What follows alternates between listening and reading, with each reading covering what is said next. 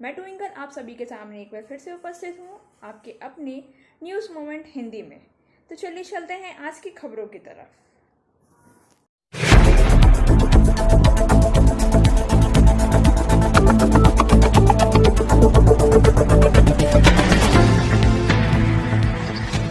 Like, share and subscribe and forward YouTube channel News Moment. For more details and for advertisement, contact editor 956383. Bharat में पिछले 24 घंटों में 28,204 नए corona के मामले दर्ज किए गए हैं, जो 147 दिनों में सबसे कम है।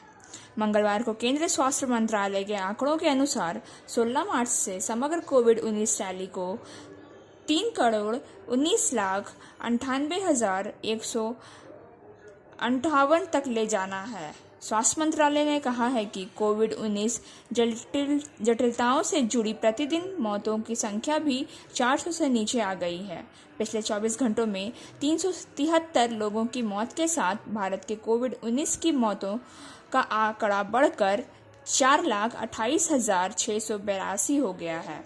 देश में सक्रिय कोविड-19 मामलों की संख्या भी गिरकर 3,88,508 हो गई है, जो 139 दिनों में सबसे कम है। स्वास्थ्य मंत्रालय ने मंगलवार को कहा कि राष्ट्रीय कोविड-19 वसूली दर भी 97.45% तक सुधरी है, जो अब तक की सबसे अधिक वसूली दर है। भारत की कोविड-19 स्थिति में सुधार और टीकाकरण अभियान में तेजी के साथ कई राज्यों और केंद्र शासित प्रदेशों ने स्कूल और कॉलेज को ऑफलाइन कक्षाओं के लिए फिर से खोलने की अनुमति दी है। भारत में पिछले कुछ हफ्तों से दैनिक मामले 40,000 के आसपास मंडरा रहे हैं। हालांकि पूर्वोत्तर और केरल के कुछ राज्यों में कोरोना मामले संक्रमण की वृद्धि देखी जा रही है। हालांकि पिछले हफ्ते के आंकड़े इन राज्यों में भी गिरावट आई है। जैसा कि कोविड परिदृश्य नियंत्रण में है, कई राज्यों केंद्र शासित प्रदेशों ने ऑफलाइन कक्षाओं के लिए स्कूलों को फिर से खोलने की घोषणा की है। दिल्ली में सोमवार से 10वीं से 12वीं कक्षा के लिए स्कूल फिर से खुल गए हैं। महाराष्ट्र सरकार ने 17 अगस्त से ग्रामीण और शहरी दोनों क्षेत्रों में स्कूलों में शारीरिक कक्षाएं फिर से खोलने की घोषणा की है। उत्तर प्रदेश 16 अगस्त में इंटरमीडिएटेड के छात्राओं के लिए स्कूल को फिर से खोलने के लिए कहा गया है। ओडिशा सरकार ने 3 महीने से अधिक के अंतराल के बाद 26 जुलाई को कक्षा 12 और 10 के छात्रों के लिए स्कूल फिर से खोलने की बात कही है। सुप्रीम कोर्ट ने मंगलवार को बीजेपी समेत 9 राजनीतिक दलों का जुर्माना लगाया। कांग्रेस अपने उम्मीदवारों के खिलाफ आपराधिक मामलों को सार्वजनिक नहीं करने के लिए शीर्ष अदालत से 2020 के बिहार चुनावों में अपने आदेशों का पालन नहीं करने के लिए सीपीएम और राष्ट्रवादी कांग्रेस पार्टी एनसीपी पर 5 लाख रुपए का जुर्माना लगाया। कांग्रेस, भाजपा, भारतीय कम्युनिस्ट पार्टी, भाजपा और जदयू जैसे अन्य पार्टियों ने प्रत्येक पर 1-1 लाख रुपए का जुर्माना लगाया गया। अदालत ने यह भी कहा कि पार्टियों को चयन के लिए 48 घंटे के भीतर ऐसे उम्मीदवारों का विवरण अपनी वेबसाइटों पर प्रकाशित करना आवश्यक है, न कि नामांकन दाखिल करने की पहली तारीख से 2 सप्ताह पहले।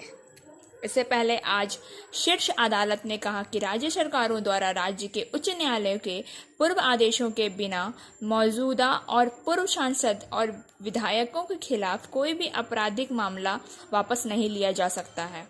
शीर्ष अदालत वकील अश्विनी कुमार उपाध्याय द्वारा दायर एक याचिका पर सुनवाई कर रही थी, जिसमें दोषी विधायकों और सांसदों को आजीवन चुनाव लड़ने से रोकने का निर्देश देने की मांग की गई थी। पुरुलिया जिला स्वास्थ्य विभाग ने नितुरिया थाना अंतर्गत सरबड़ी मोड़ के करीब स्थित PG health care private limited को आरोपों के आधार पर फिलहाल अस्थायी तौर पर अगले आदेश तक बंद कर देने और मरीजों को किसी नज़दीकी सरकारी अस्पताल में अपने बूते पर भर्ती लेने की हिदायत दी है। उल्लेखनीय है कि नितुरिया थाना के महाराजनगर गांव की युवती ममता मांडी को, जो 18 से 22 साल की उम्र की होगी, यहां भर्ती किया गया था। पारिवारिक सूत्रों के मुताबिक पेट में दर्द की शिकायत पर भर्ती किया गया था। चिकित्सक ने उन्हें ओवरेनियम ट्यूमर की समस्या बताई थी। युवती के पति बलदेव मुर्मू ने बताया कि ऑपरेशन के बाद अस्पताल में ऑपरेशन के बाद रक्त का स्राव ज़्यादा होने लगा, जिससे शारीरिक अवस्था में गिरावट आ गई। उन्हें अन्यत्र ले जाने की सलाह दी गई। बलदेव ने बताया कि चिकित्सक रमेंद्र गौराई ने उन्हें अपनी गाड़ी से अन्य अस्पताल में ले जाने का प्रस्ताव दिया। वे पहले कुल्टी फिर आसनसोल ले गए, जहां से अन्यत्र ले जाने को कहा। उसी रात ममता को रघुनाथपुर सुपर स्पेशलिटी अस्पताल ले जाया गया, जहां चिकित्सकों ने उन्हें मृत घोषित कर दिया। इसी विषय में चिकित्सक रमेंद्र गौराई ने कहा कि चिकित्सा में लापरवाही नहीं, बल्कि यह एक दुर्घटना है। इधर बताया जा रहा है कि इस तरह के अन्य और भी कई आरोप इस नर्सिंग होम में लगाए जा चुके हैं। उक्त घटनाओं को लेकर सोनिया मंडी और सूर्यकांत मुर्मू सहित 76 अन्य नितुरिया थाने में PG health care private limited एवं 2 चिकित्सकों के विरुद्ध नितुरिया थाने में शिकायत दर्ज कराई गई थी, जिसके आधार पर जिला प्रशासन द्वारा जिला स्वास्थ्य विभाग को आवश्यक कदम उठाने को कहा गया है, जिसे लेकर जिला मुख्य स्वास्थ्य अधिकारी कार्यालय द्वारा कदम उठाया गया। इससे लेकर नर्सिंग होम में शल्य चिकित्सक एवं मरीजों के पुनर्जीवन के लिए उचित व्यवस्था का अभाव के कारण ज्यादा रक्त स्रावित होने से मरीजों की मौत हो जाने के वास्तविक कारणों तथा शल्य चिकित्सा के लिए उचित एवं संरचना होने की जांच के लिए जांच कमेटी गठित की गई। जांच रिपोर्ट सौंपने के बाद उन्हें अनुरूप कार्रवाई करने की भी बात कही गई। इस बीच नर्सिंग होम में किसी तरह के मरीजों को भर्ती लेने की मनाही की गई है। साथ ही यह भी कहा गया है कि अगर कोई मरीज भर्ती है तो उसे तुरंत अपने बूथ पर किसी नज़दीक के सरकारी अस्पताल में भर्ती करा दे एवं तब तक अगले आदेश तक अस्थायी तौर पर नर्सिंग होम को बंद रखने की हिदायत भी दी गई है।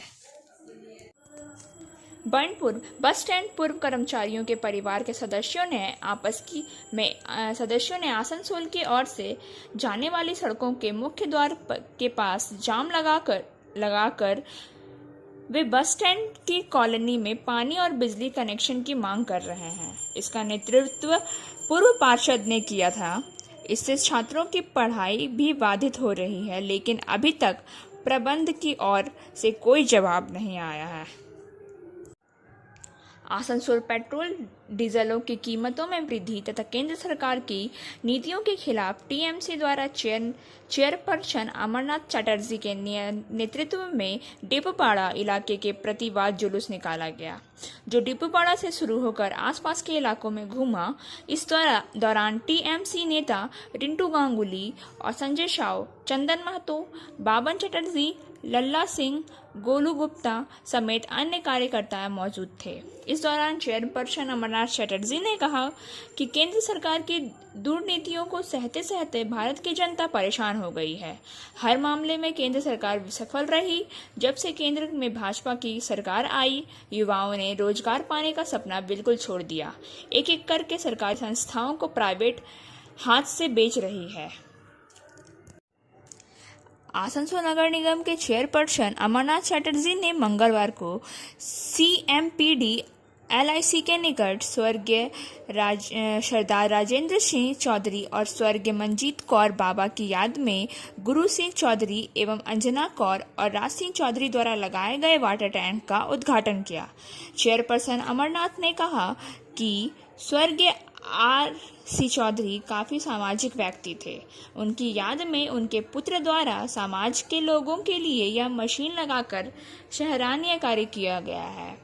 इस मौके पर आसनसोल गुरुद्वारा प्रबंधक कमेटी के प्रधान अमरजीत सिंह भर्रार, सिख वेलफेयर सोसाइटी के संस्थापक अध्यक्ष सुरजीत सिंह मक्कड़ बड़ी संख्या में लोग मौजूद थे।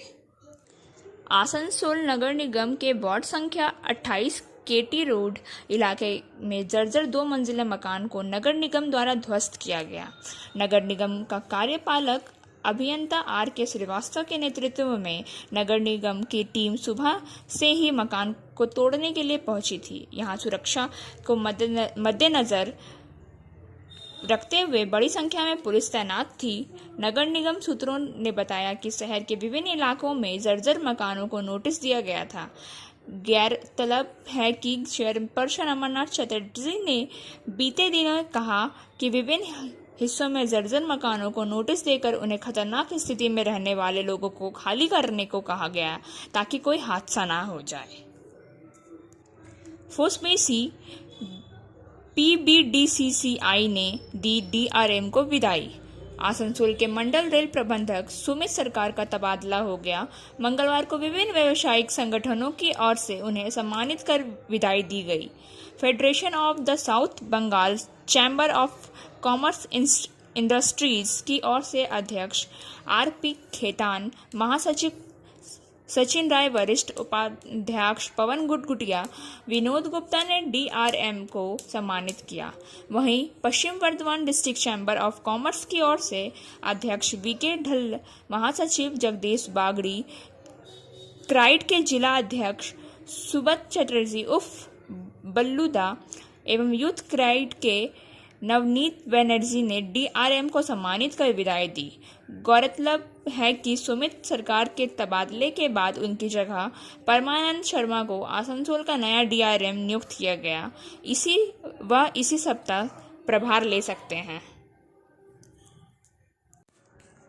कुल्टी में तृणमूल नेताओं और कार्यकर्ताओं पर वैक्सीन का राजनीतिकरण करने का आरोप लगाया गया है। भाजपा ने भी यही आरोप लगाया है। कैब के जरिए कोरोना का टीका लगाया जाएगा। इसी तरह वार्ड नंबर 17 के लोग सुबह से ही कोरोना का टीका करने के लिए आधार कार्ड के लिए लगातार कतार में लगे हैं। दोपहर के बाद स्कूल कैंप में टीकाकरण कर्मचारी नजर नहीं आए। मुझे नहीं लगता कि लोगों की जिंदगी से खेलकर सभी की जरूरत है एक टीका। कुछ लोग कह रहे हैं कि हम यहाँ वैक्सीन की तरह आए हैं। फोन पर मसाज होती है। इस संबंध में स्थानीय जमीन नेता विमान दत्त ने कहा कि वैक्सीन कैंप होगा, लेकिन कुछ के लिए सोमवार और मंगलवार को इसे रद्द कर दिया गया कारण और एक टीका शिविर होगा और आम लोग को टीका लगाया जाएगा।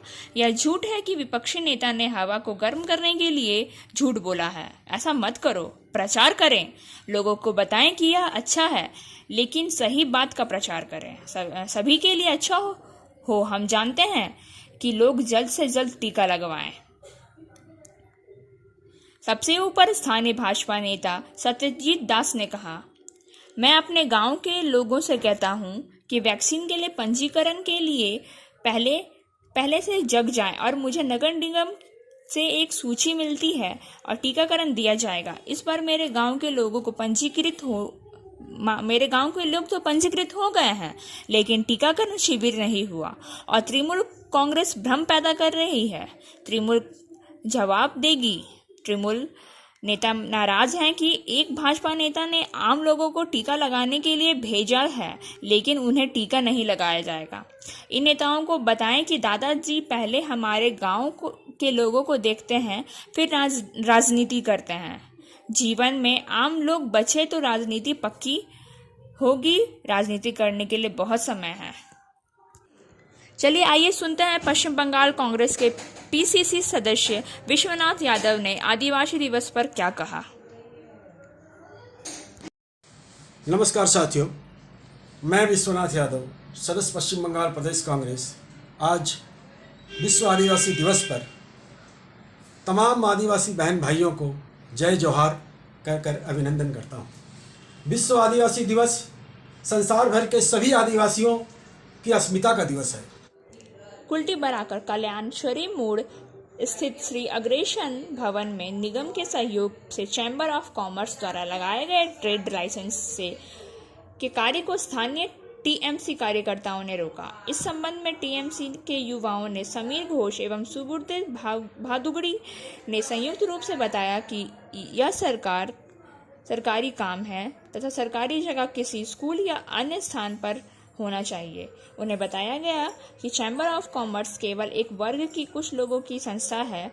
बाजार के सैकड़ों ऐसी दुकान व व्यवसायिक के है जो चैम्बर के सदस्य नहीं हैं और यह शिविर आयोजित करने से पहले चैम्बर को छोड़ अन्य कोई भी व्यवसायी को इसके बारे में जागरूक करते हुए बताया नहीं गया है। उन्हें यह भी कहा गया है यहाँ लाए गए बैनर पर बंगला भाषा का भी उपयोग नहीं किया गया है, जिस कारण बंगला भाषी लोग की कठिनाइयों को सामना करना पड़ा। इससे पहले वैक्सीन कैंप को लेकर भी बढ़ाकर चैम्बर पर टीएमसी कार्यकर्ताओं के बीच टकराव हुआ था। पुरुलिया 10 अगस्त। पुरुलिया जिला के आद्रा थाना अंतर्गत सोमवार को 3 वर्षीय बच्ची के साथ यौन उत्पीड़न के आरोप में पुलिस ने तन्मय देव नामक आरोपी युवक को पॉक्सो एक्ट के तहत गिरफ्तार कर लिया। जानकारी के अनुसार आंध्रा थाना के सुभाष नगर इलाके का रहने वाला तन्मय देव को इस आरोप के तहत गिरफ्तार कर मंगलवार को रघुनाथपुर अदालत में प्रस्तुत किया गया। आरोपी ने घटना से इनकार किया, कहा कि बच्ची मेरे घर आई थी, यही अपराध है। आंध्रा इलाके के घटना को लेकर सनसनी फैल गई। घटना को लेकर अनमोल और भाजपा दोनों ने ही आरोपी को सजा की मांग की। और आखिरी में हमारा एसएमएस ऑफ द मूवमेंट।